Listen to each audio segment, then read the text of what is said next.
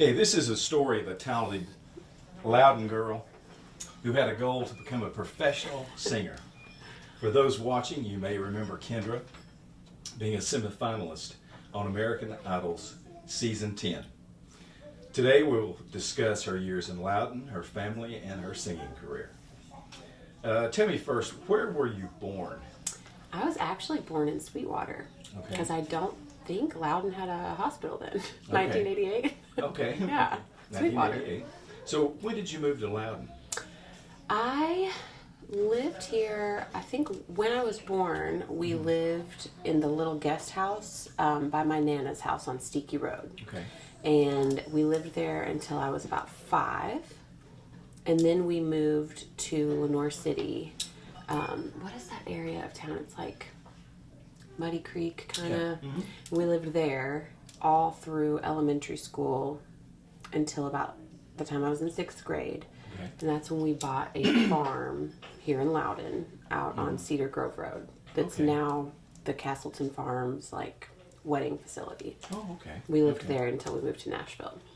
Now, your parents, Nat Jr., or better known as Sweet Pea. and your mother Mavis from Canada. Yeah. Now, they're both talented musicians as well. So, tell me a little bit about their musical background. So my mom is the best singer I've ever heard to this day. Really? Mavis comes from Saskatchewan, which is right in the middle of Canada. Her family is from a tiny town, and when I say tiny, like Loudon is a giant city compared to where she's from. There's maybe a count of 400 people there in its height. It's tiny, and it's right before the Yukon Territory begins in Saskatchewan, so it's like wildly remote. She grew up singing because her mom was a singer and guitar player. Her mom was actually a really decorated Canadian country music artist, which is really cool. And so she moved to the States the minute she turned 18. And my dad was in a rock band playing drums at the time. And they connected, they crossed paths, I think somewhere, maybe in Nashville, maybe in Kansas City. I never quite remember. I need to get them to confirm. But they hit it off, and they've just been two peas in a pod ever since. And they created a band together. So for years, almost a decade after they got married, they toured in a rock band with her singing and him playing drums and him booking the venues and kind of managing the band. Before they had kids and settled back here. What about that? I didn't realize that story.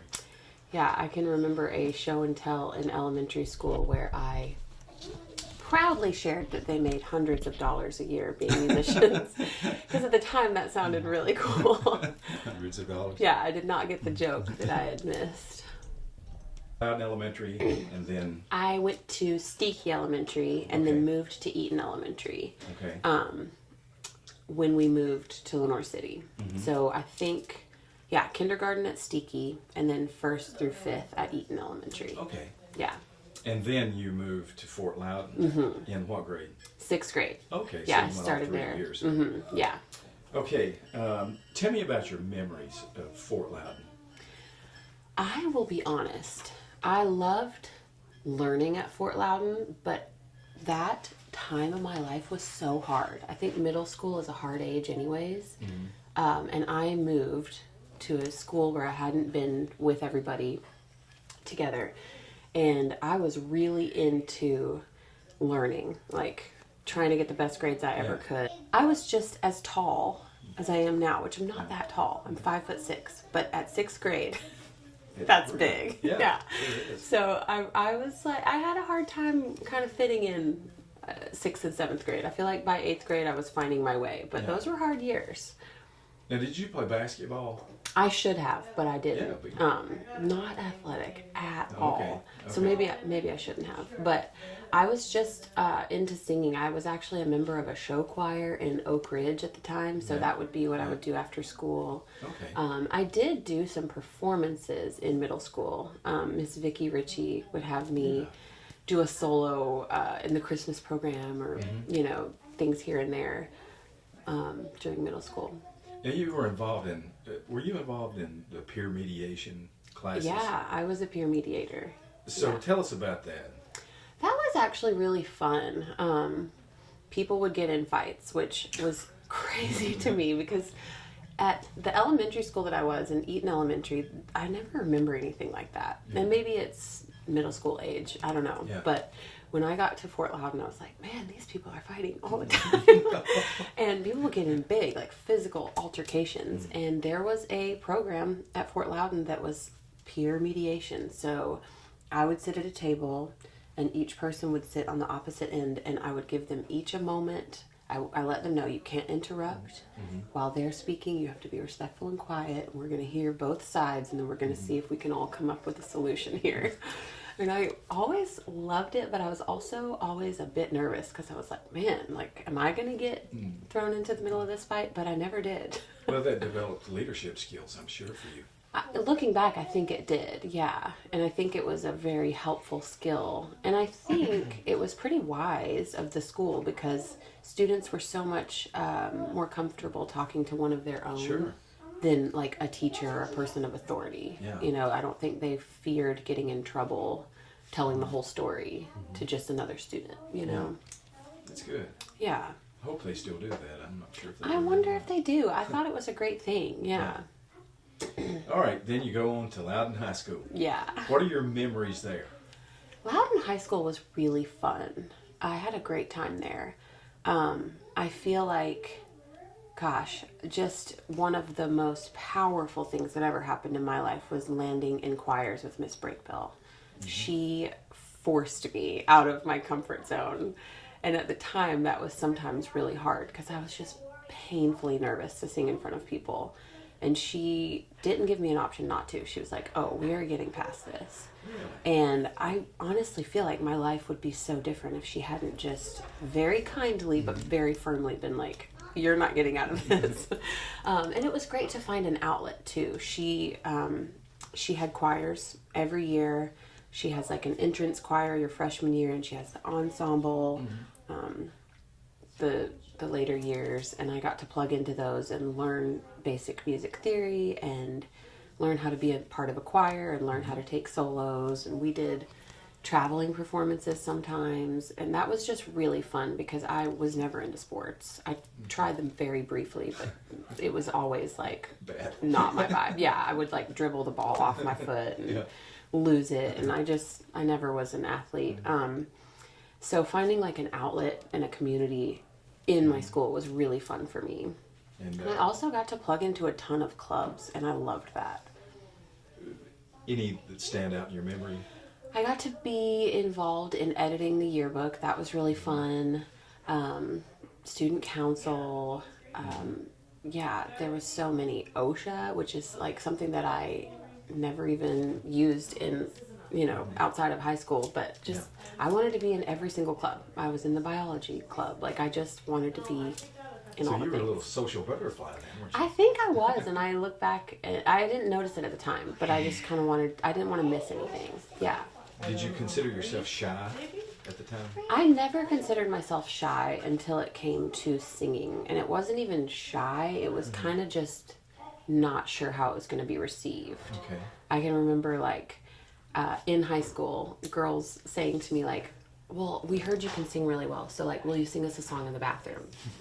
And I was like, oh, I don't know if that's appropriate. Like, I don't want to sing here, like, this is just, like, not the place. And so they were like, oh my gosh, she's so full of herself. She won't even sing for us. So then I did. Yeah. And they're like, oh, she's so full of herself. She's singing in the bathroom. So I think that's just high school. But I can remember just being kind of like, I don't know how to use this here. Like, Yeah. I don't know. What are people going to think? I was very worried about what people were going to Really? think. I think that's just part The of age. the age. Yeah. So, as you were singing in the bathroom and Yeah, everywhere. and the chorus at the high school, is that where the goal became that I would love to be a singer one day? I think I always had the goal because I can genuinely remember being so little and just wanting to perform for my parents' friends that came over for dinner and like anybody's fireplace at my grandparents' house or anywhere I went was like that was my stage. So I always loved singing. And I think the tricky transition of middle school years kind of just made me feel so aloof that I didn't really focus on that for a while. And then when I got in high school and started really singing again, I was certain, like, oh, this is definitely what I want to do. Okay. I can remember lots of, my favorite class was Mrs. Fink's English class. Yeah. And she had us do tons of writing, which I've always loved. And every prompt, somehow I made it about singing. It was like I had to wear her out with writing about singing. But that really showed me at the end of the year, I think it was my freshman year, I was just like, man, I really am obsessed with this. Okay. I heard she was good. She was great. She was so fabulous. I mean, she still is, I'm sure. I just am not in her class. So after high school, excuse me, I kind of lost track of you. Yeah. So where did you go? I was a little all over the place. I went to Maryville College for a year because I wanted to move to Nashville. I was just like ready to go start being in the music business. My parents had actually been taking me to voice lessons in Nashville through high school. So there were a couple years there where I would get out of school, we would drive right to Nashville, take a voice lesson, drive home. And I also started doing a little bit of recording in Nashville at that time. Just getting my feet wet, starting to meet people. But by the time I graduated high school, I had a network of people that I knew in Nashville because of that. And I was really ready to move, I thought. I also graduated when I was 17 because the way my birthday landed. And my parents were wise and they were like, listen, we made hundreds of dollars every year as musicians. We know how this can go. Yeah. You have an academic scholarship to Maryville College, which is a great school. Why don't you go see how that works? Because Nashville's not going anywhere, but this is. So give it a shot. Let's see what happens. And I went and gave it a shot, and I enjoyed it, but it took every part of me to like get my grades and keep them, because college is so much harder than high school. I mean, it really rocks your world. You actually have to study. Yeah, and I studied, but I didn't have to work that hard at it in high school. I learned when I got to college. And I kind of looked up after my first semester and was like, I haven't sang at all. I haven't felt creative at all. I haven't been writing songs. Like, I don't know if this is for me. And in hindsight, what I wish I had done is just gone through and like completed my second semester, but I kind of just quit going to class my second semester, which was very out of character for me. I had always been such a diligent student, but I just I think I got burned out. I don't know. And so I just kind of like withered out my second semester of my first year. And then I didn't go back and moved to Nashville the following year. What was, while you were taking those voice lessons and going back and forth, Nashville to Loudon, what's the greatest lesson that you learned during that time? That's a great question. I think I was learning that talent is a very small part of the equation. And that's a hard one because I think especially in a smaller town or community, if you have any talent of any kind, the people around you really rally and build that up, and like that is your thing. They're like, this is Kendra and she is our great singer. And it's fabulous. But you get somewhere like Nashville that is Music City and you learn everyone within a stone's throw is the best singer from their town. Yeah. There's a lot of those. Are you going to be on time? Are you going to be polite? Are you going to be a joy to work with? Are you going to learn the songs? Are you going to be flexible? Are you going to get along with band members? Like, I think that was what Nashville taught me, was like, talent may get you in the room, but it's not going to get you called back. So you got to work on everything that will. Okay, that's good. That's good. During school, and while you were in Loudon, you were Kendra Campbell. As a professional, you became Kendra Chantelle. Yeah. That's your middle name. It is, yeah. But why the change? I think I always felt like Kendra Campbell was who studied really hard, and Kendra Chantelle felt like this person I could become to get like a little bit out of my comfort zone. She to me sounded like more glamorous, more of a singer, you know, I don't know. She felt like this identity I could put on and feel a little bit bolder. Okay. Yeah. That's good. I was just curious. Yeah. So your career really changed in 2011, and that's when you were a contestant on American Idol. So tell me the process. How do you get to be on American Idol? You know, it's funny. They have thousands and thousands, hundreds of thousands of people that line up and audition. So they'll have what's called the cattle call at first, which is they just let everybody know we're going to be in this city at this arena on this day, and people will camp out in lines in droves, and you go up 6 people at a time and you sing for maybe 10 seconds. It's amazing to me that they can even tell that they do or don't like someone's voice in that window, but they do. And they'll say like, okay, 1, 2, and 5, step forward. And then they'll say, okay, front row, go home.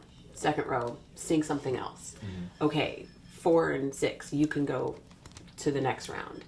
And they have like this first round, and then a month or 2 later, they'll have another audition process. And this is all just for producers at this point. Okay. There's no judges there, no celebrity judges, no Ryan Seacrest. Mm-hmm. There are cameras, everything's being filmed, but it's just all for producers. Yeah.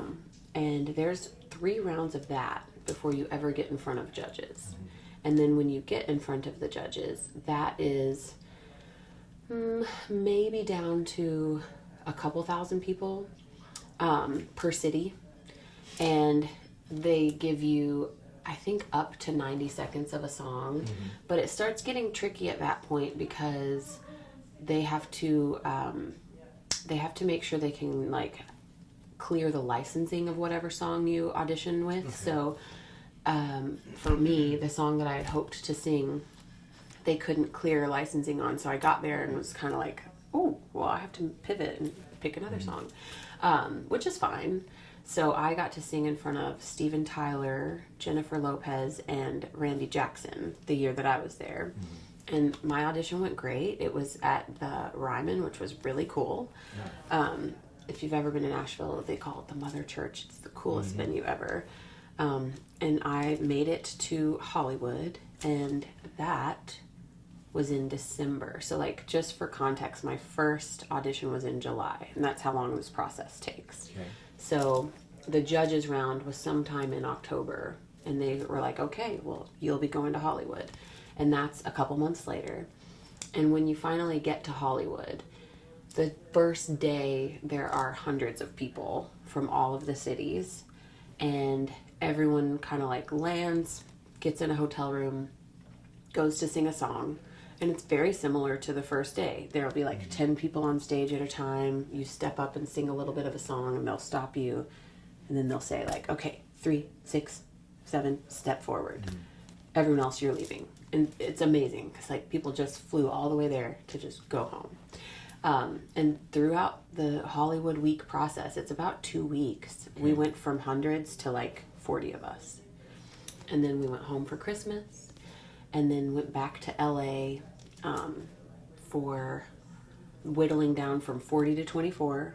And that's where we stayed in LA until the show went live, which was in March of 2011. Okay. So that's almost a whole year of your life. July to March was like the time between auditioning and like being on live TV. Crazy. I never thought of that. Yeah, it's wild. When you made the semifinals, you sang Georgia on My Mind by Ray Charles. Mm-hmm. Why that selection? I love Ray Charles, and I actually got to see him in concert when I was 5 years old at the Tennessee Theater. And I can remember sitting in that audience and like grabbing my dad's arm and being like, I want to do that. Oh my gosh, he's so good. I love what he's doing. Just loved the way his voice like communicated so much emotion. Yeah. I remember thinking he was going to fall off his stool because he was just so all over the place, but he was so entertaining that I felt like I couldn't look away. Mm-hmm. And I just felt like, man, I want to do that. It was so good. And there was kind of a short list of songs we could pick from throughout the audition process. And I had sang Georgia for my round 1 in Hollywood Week and for one other performance. And for the semifinal round where I sang that, you had to choose from a list of songs you had already performed. I don't know why that was, but to me that was a no-brainer because I just was like, man, that's somebody that made me want to perform. I really feel that song in my bones. I'll go with that. Tell me something about American Idol, an interesting fact or a story about American Idol that most people don't know. Well, I almost mentioned this earlier, but I didn't. But this is such an interesting fact, and I don't know if they still do this, but they actually reached out to me, and I got to skip that first round of auditions where people come in the hundreds of thousands. They had emailed me. At the time, there was a social media platform called Reverb Nation for artists. I think it still exists, but I don't use it. And I had gotten a message in that platform from Maggie at AmericanIdol.com. And she was like, hey, we're doing auditions in your city. We'd love to offer you a private audition to skip the line. I thought it was spam because I'm like, they don't do that. So I ignored it. And then I got an email to my email saying the same thing. And I was like, man, these spammers, they are busy.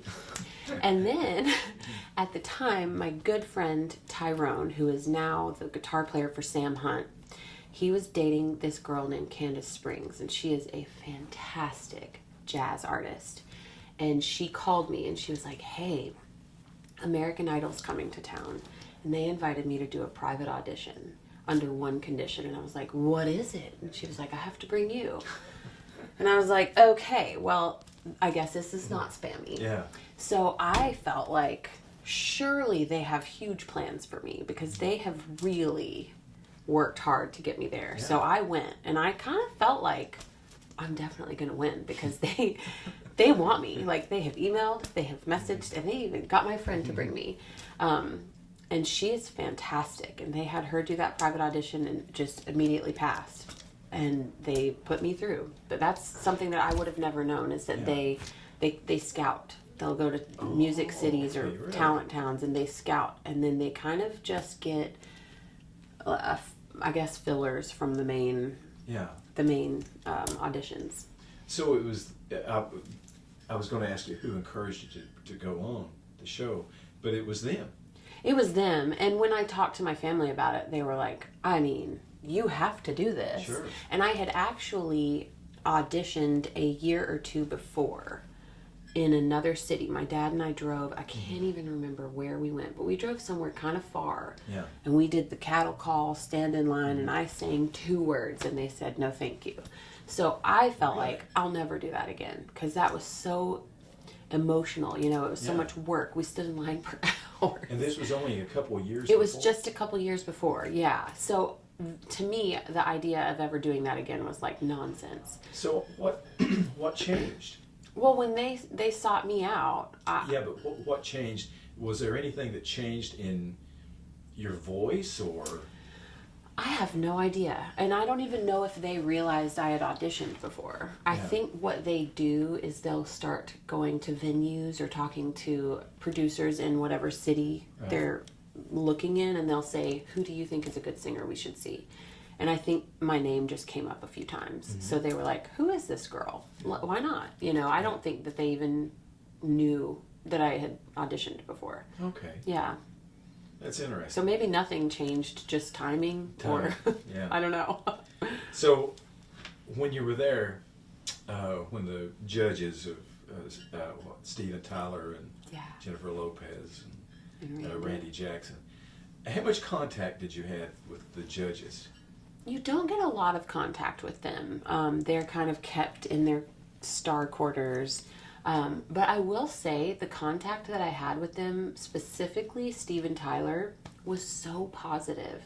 He was so warm and so kind and very, very genuine and authentic. Jennifer Lopez was really kind too. She always was very upset when they had to send lots of people home. She would be crying and just saying, I want you all to know how many times I got told no before I ever heard a real yes. Like, please don't stop. There's only so many spots. It's not that you're not good.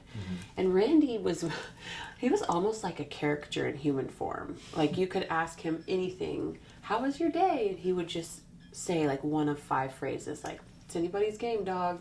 You're in it to win it. It was like he was a robot. So I didn't really ever have any cool interactions with him. Yeah. But Steven Tyler was really, really kind. And I even wound up side stage for a show of his years later. I was playing in a city where he was playing and knew somebody in his band, so I got to go watch some of his show before I played my show. And right before he went out, he said, Georgia. I was like, he knows me. Oh my gosh. Because, I mean, you think about how many people that man has ever interacted with. So I just thought, that's really special. He remembered me. Yeah. So you had a positive interaction. Oh, for sure. Yeah. So after American Idol was over, what doors were opened because of your experience there? It definitely opened so many doors. I learned very quickly there are 2 kinds of people. People that are obsessed with American Idol and people that don't watch it. Because the people that do, they don't mildly watch it. They know everything about every person and they remember every detail. And they, to this day, follow my social media, support whatever I'm involved in. They will come to shows. You know, it's amazing the power of TV in that time. Yeah. It was much different than it is today. Like, today we're in this social media moment where people don't really watch TV in real time. We watch it all on apps whenever we feel like it. Yeah. At that time, like the night that I got sent home, there were 25 million people watching at that moment live. So, you know, to this day, I will be somewhere and people will be like, did you sing Georgia on American Idol? And I'm like, that was me.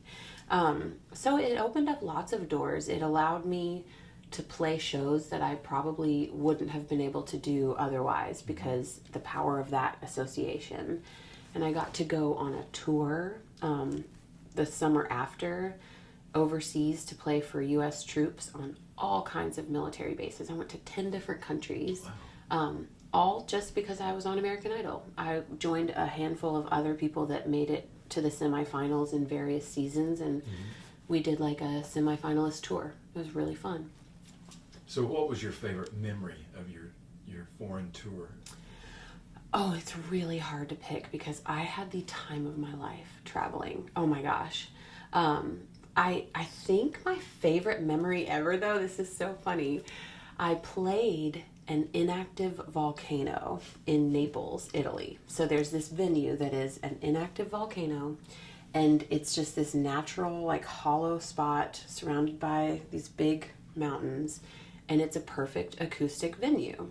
So we played a show there, and there was this big festival happening because it was July 4th. I mean, it wasn't celebrating the United States, obviously, but it was a military base there, so some of them were celebrating. And I noticed a boy that I thought was so cute working at like a vendor of some kind, and somehow figured out that he was from East Tennessee when I went and talked to him. And I just thought, now if that's not the funniest thing in the world, put you somewhere across the whole planet and you're like, I like something about you. Oh, we're from like neighboring towns. I think he grew up in Harriman or something. Okay. So I just thought that's always been a really hilarious memory to me of just like, wow, you can take the girl really far out of an area, but some things never change. But I just had a really fun experience with all of the tours. I got to go to Egypt on that tour as well. And I've had an like infatuation with ancient Egypt ever since I was really little. Yeah, reading about it in the Bible and stuff, I just like wanted to go there. And when I was there, I felt like I was just walking through Bible stories and stuff. It was really cool. We took a helicopter ride and saw like the 4 corners of the Middle East, and like seeing the Red Sea and like swimming in the Red Sea and thinking, wow, Moses was right here and parted this with his faith. Have I ever had faith even remotely that powerful? it really kind of changed perspective for me to just like be in that physical place and be like, could I truly stand here and know God was going to part this water? Could I? Because it's the same God. He can still do it. But like, could I believe that much? Yeah. I don't know. It was very like pivotal spiritual moment for me to kind of like see Sounds those like it. places. Yeah, it was really cool.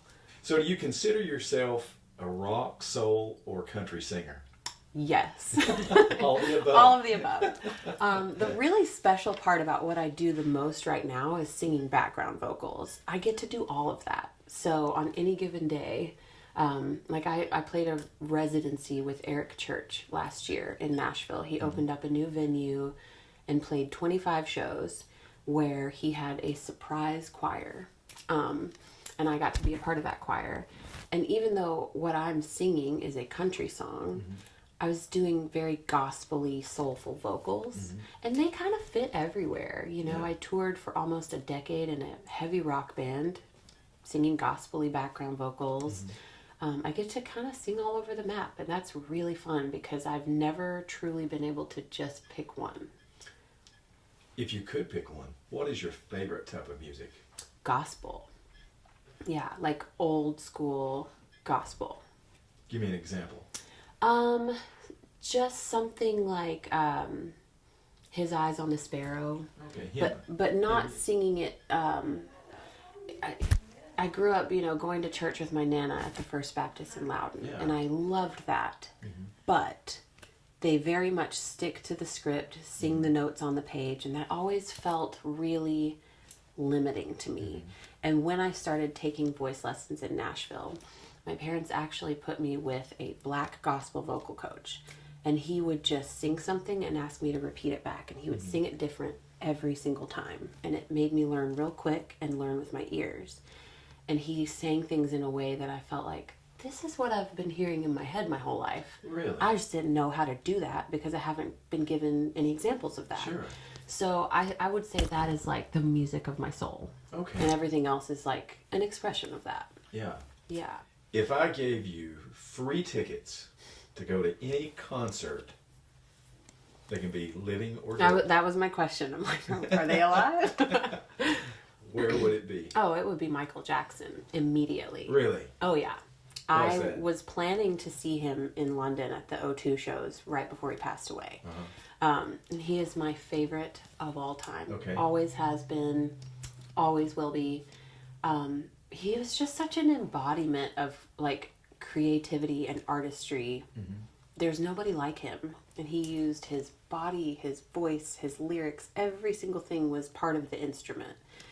And yeah, I just love him so much. I would give anything to have been able to see him live. Yeah.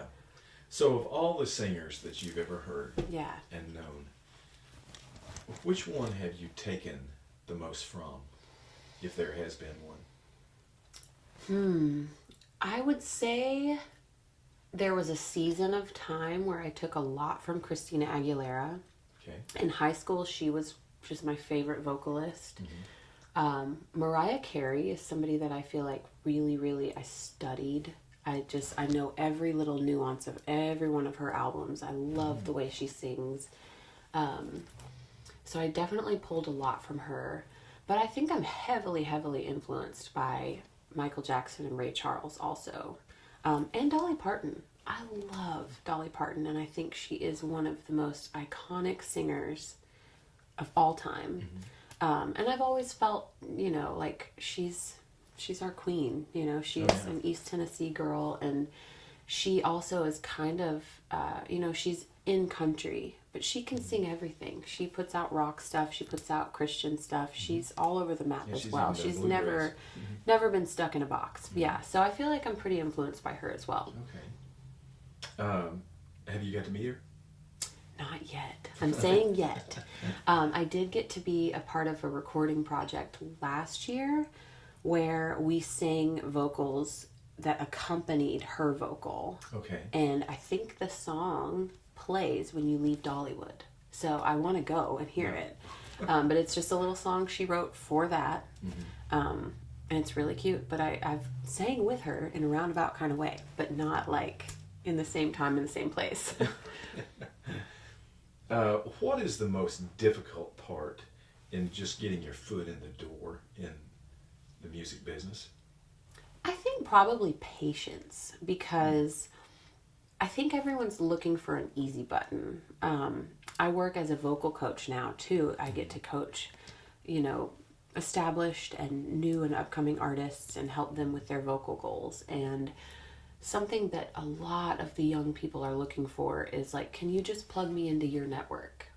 But the reality is my network only works for me, because it is a business of relationships and people. And yes, my contacts are always who open the door for me. I always get called to do something because somebody recommended me, or somebody asked so-and-so and they said, I worked with Kendra on this. So it's very much a people business, but somebody else's network won't treat you like they're going to treat somebody else. Sure. It really just takes time. When I first moved to town, I did not have the current career that I have. I'm very lucky, and I get to field opportunities as they come to me now. And in the years where I have young children, I've got girls that are almost 2 and almost 4. It's so important to me to be home with them. So I really cherry pick. It's got to pay well, it's got to be really exciting, and it's got to be music that I really enjoy. If it's not all of those 3 things, I'm not doing it right now. And I'm happy to give a recommendation, because I have lots of those. But I've reached a point in my career where I can do that. But I've been in Nashville for 17 or 18 years now. And it's taken every bit of that to get to the point where that's like a sustainable career move, Yeah. And even then, sometimes I'll go between calls for so long. I'll be like, do I need to get out there and remind people that I exist? And something will show up. But, it's an interesting business. But yeah, I think patience is the biggest lesson.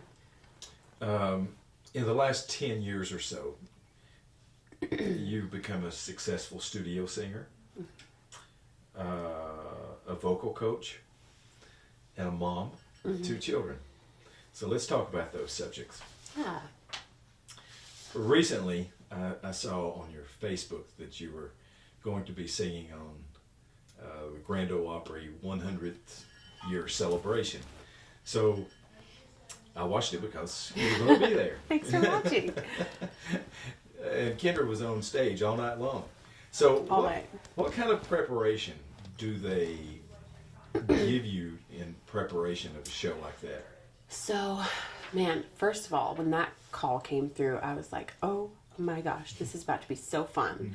But then immediately I was like, how on earth am I going to pull this off? Because there were 3 hours of songs to learn. And the show was on a Wednesday, and the time commitment was rehearsals all day Monday and Tuesday. And when they say all day, they mean like 10 a.m. to 10 p.m.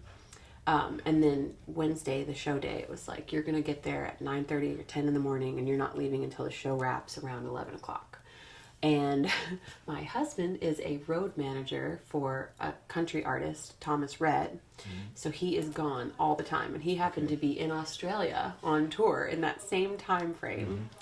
And so I almost turned it down because I was like, I don't know if I can actually get the help I need for my girls. And I don't know if that's too much for them to have both parents gone for like 3 days, But thankfully, my village rallied around me, and my mother-in-law and my mom and my sister all took shifts with my girls, and it happened. But that's the prep, is like learning all the songs for the week, leading up to it. I just listened to them all day while I played with my girls and went on walks and did everything that we did. I was just like, So you have to learn all the words to those songs? Yeah, you got to learn everything. And the thing is, what you learn is always subject to change, which is just hilarious. There were things that we learned, but then at the last minute, like Jelly Roll got sick. So we had to scrap that song and learn a new song like minutes before performing it, and that kind of stuff. That just happens all the time. But yeah, so I learned all the songs, and then we had 2 long days of rehearsals, and then the show day. So that's what goes into it. So with the person that you're singing with, do they come to any of those rehearsals, or they did? Yeah. The first day was just band rehearsal. So we were all rehearsing without the lead singers. We were just going through our arrangements, knowing our parts, knowing there's 2 other singers, going like, okay, if there's only 2 parts on this song, what am I singing? What are you singing? Are we out of each other's way? You know, that kind of stuff. And getting our moves together and just all the things.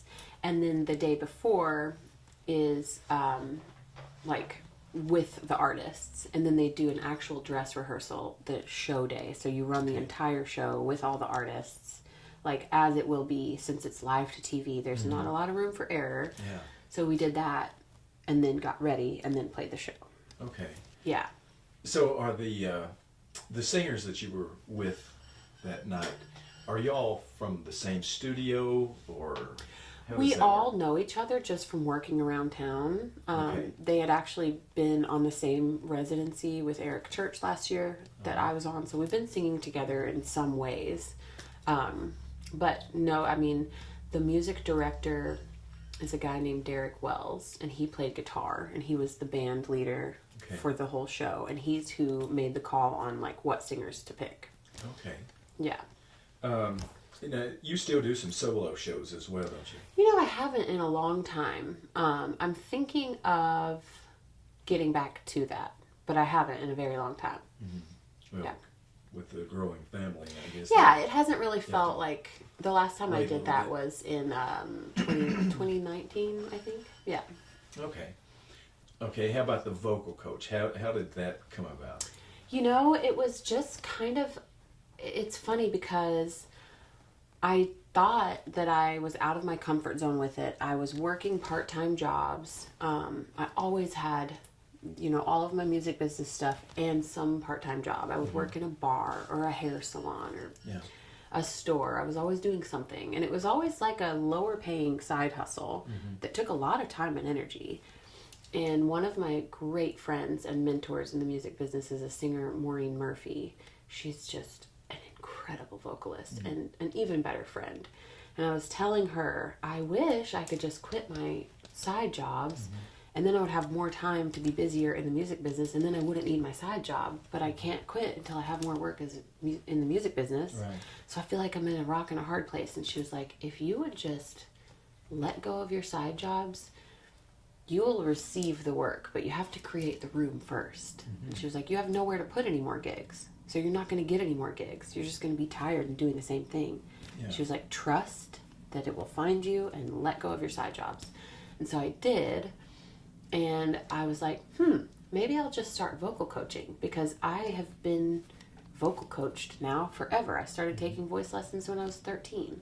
And so I started just telling people that I knew, hey, I'm offering this just, you know, for people that I know, if you ever know of anybody or if you need any help.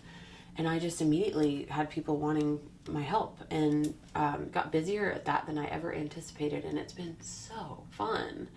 And interestingly enough, I went home recently, and like my parents have a big like tote of stuff from high school, and my senior exit project, the whole thing was about singing, of course. Of course. And I did vocal coaching as my community service, which now I'm like, that was kind of a cop-out.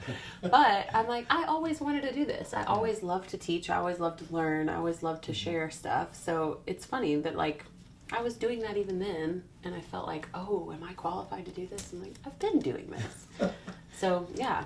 Now that's for the Burton Studios that you do this You know, with? I did work with Jacob Burton for a while, and now I'm just doing it independently. Really? Yeah, I still have a couple clients that came to me through him, but I just do it independently. Yeah. Wow. I noticed on, I think, I don't know if it was your website or not, but you call it holistic wellness Yeah. as part of this.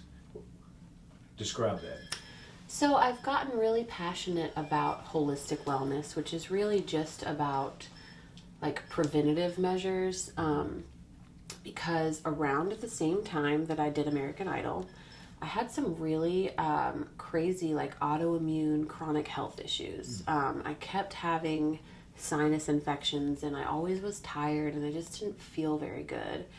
And I thought, you know, I'm not not taking care of myself. So where is this coming from?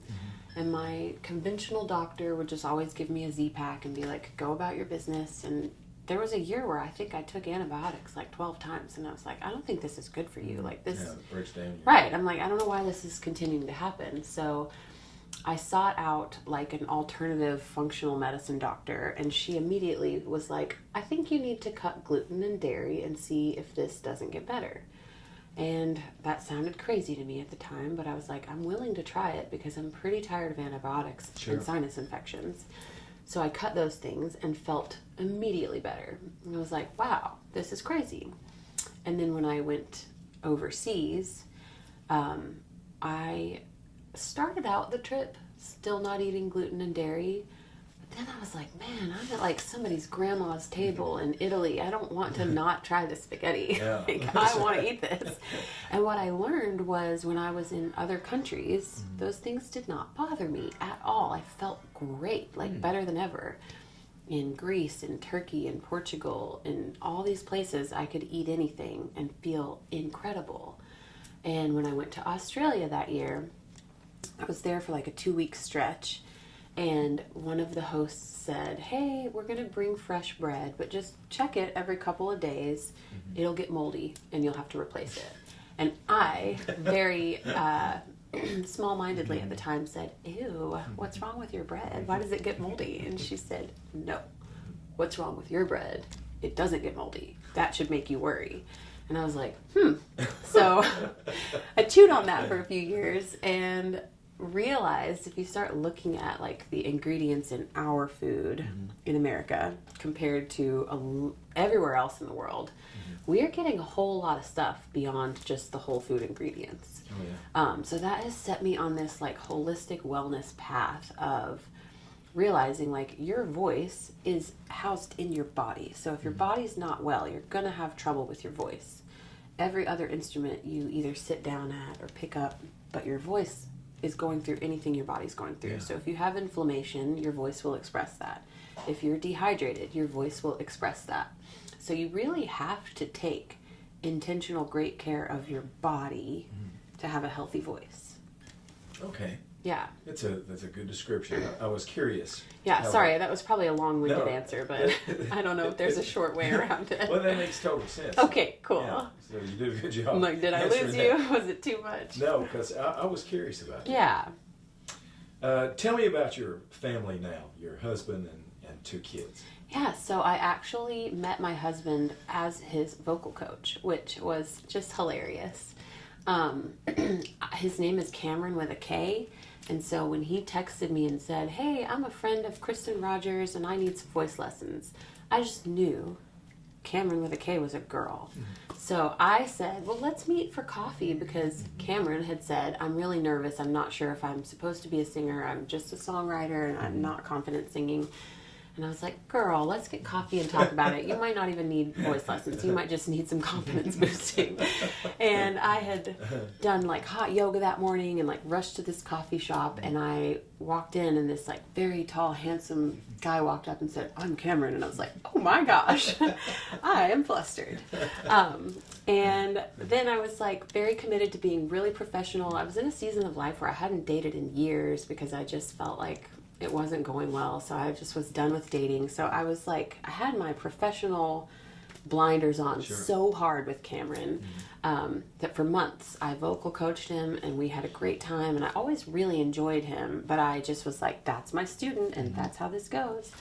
And finally, after months of that, he said, hey, I can't tell if you just don't like me or if you're just really professional, but like, I've been putting the feelers out and I really want to take you on a date. And I was like, oh, okay, let me think about that. And when I thought about it, I was like, oh yeah, he's really cute and I like him a lot. So we've kind of been inseparable ever since. Where's he from? He's from Joelton, which is just north of Nashville. Okay. Jolton? Joelton, yeah. How do you spell that? Joelton. It's probably about the size or maybe even smaller than Loudon. Okay. But a 20-minute drive to Nashville. Okay. So kind of a Nashville born and raised. He's been a road manager, worked with Thomas Rhett since Thomas Rhett started his career. Thomas Rhett's wife, Lauren, grew up just across the street from Cameron, and they've been best friends their whole life. So he just kind of fell into traveling and touring with him, and now has a career out of it. Wow. But he's also a songwriter, and that's why he was taking voice lessons. So we work really well because I love alone time, and he's gone like half of the week, and he's been in the creative world his whole adult life, so he totally understands the, I guess, just the lack of traditional 9 to 5 that I've got going on. And we have 2 little girls, and they're so fun, and they're already just singing all the time, and yeah, we're having so much fun. Do you live in Nashville? We live in Goodlettsville, which is in Davidson County, which is the county that Nashville's in. It's kind of like Nashville is here, and this is the top little corner of Nashville, and then there's Hendersonville. Okay. We're in Goodlettsville, and it's a really cute spot. Yeah, I've heard of that one. Yeah, it's a nice little area. Give me an update on your parents and sister Lacey. We haven't talked about Lacey. Yeah, so we're all in Nashville now. Lacey has been doing hair and makeup for the stars for years. She started working at Parlor 3, which is just the swankiest hair salon in Nashville. She must have been, I think she's been there a decade now. And so she has clients like Carly Pierce and Leanne Womack and everybody in between. Really? She travels doing touch-ups for Alan Jackson, and she has a really amazing career, and she's so good at what she does. Yeah. And her clients adore her. And she lives in Old Hickory, which is another really cute little area of Nashville. And she's got 3 dogs.